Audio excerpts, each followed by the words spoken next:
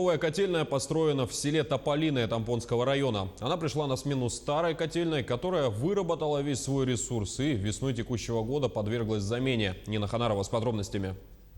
Котельную в селе Тополиное строили в два этапа. Первый – это возведение здания, второй – монтаж технологического оборудования. Заказчик по дополнительному соглашению к контракту – ГКУ «Служба единого госзаказчика Республики Саха-Якутия» и подрядчик ООО «Газоэлектромонтаж». Мощность котельной составляет 8 мегаватт, стоимость более 42 миллионов рублей.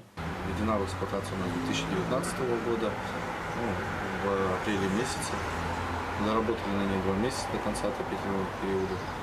Практика показала себя неплохо. Основной весь режим работы уже завязан на автоматизации. Все щиты управления и насосное оборудование зарубежного производства.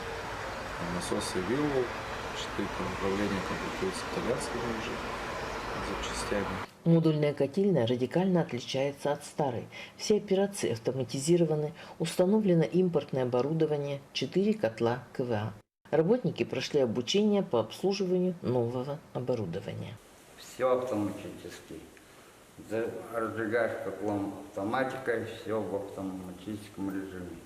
Чуть что сброс воды или что насосы остановились, аварийные кнопки загораются.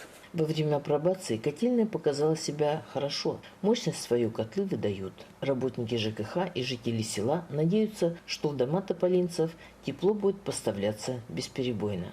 Нина Ханарова, Джулустан Толстяков, село Тополиное, Тампонский район.